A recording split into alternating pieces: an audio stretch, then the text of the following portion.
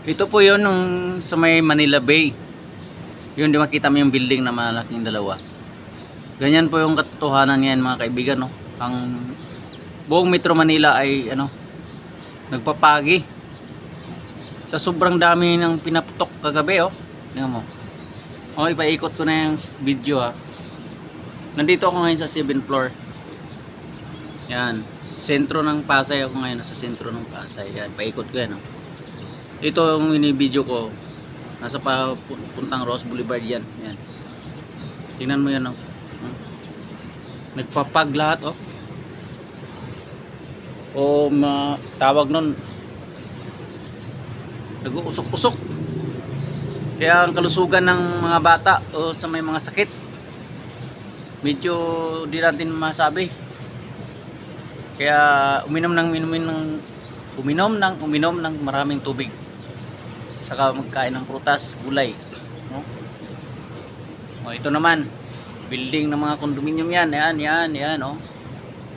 Oh, tingnan mo hindi mo maintindihan. Nausok-usok. Yan.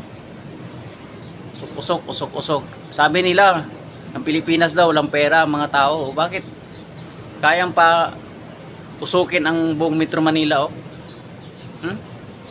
Yan ang kababalaghan natin ngayon na nakikita. Sabi nila walang mga pera mga tao, oh. Tingnan mo. Nabitin sa December 25 kasi umulan, walang nagpapaputok. Ngayon Binuelo ito. Sa December 31 Binuelo. Wala pang pizza uno o alas 12 sa 2025. Paputok na ng paputok. Kaya tingnan mo, oh. Oh, tingnan mo sa bandang dito, oh. Yung bandang Ross Boulevard, nako. Oh, nangitim yung halos nag-brown. Oh, hindi mo maintindihan, usok-usok na tingnan mo yung building na yan, oh. Ito, lalo na dito, oh. Yung building din na klaro. Nabalot ng usok. Yan, oh, yan, oh, yan, oh. Kung mandito kayo ngayon sa aktual na senaryo, sasabihin nyo talaga grabe naman. Kaya palang pausukin ng ang buong Metro Manila sa pera ng tao. Yan, oh.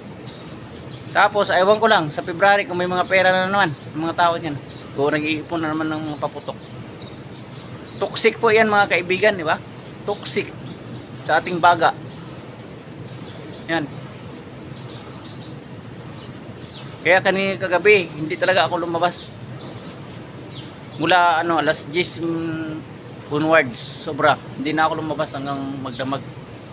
Oh, kasi nakita ko yung usok, yung mga paputok, ang sobrang lakas. Yumayanig na yung lupa, eh. Ano pa talagang gusto ng mga tao? Sisirain na ba? Yan, oh.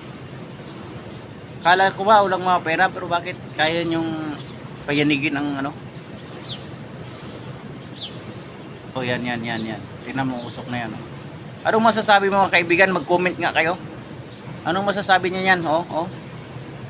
Anong masasabi niyo yan sa usok na yan, oh? Yan. Ang building, di ko klaro. So, kayo na lang mag-comment mga kaibigan. Mahirap na magdaldal dito ng sobra. Baka magalit pa kayo sa akin. Magbabas pa kayo.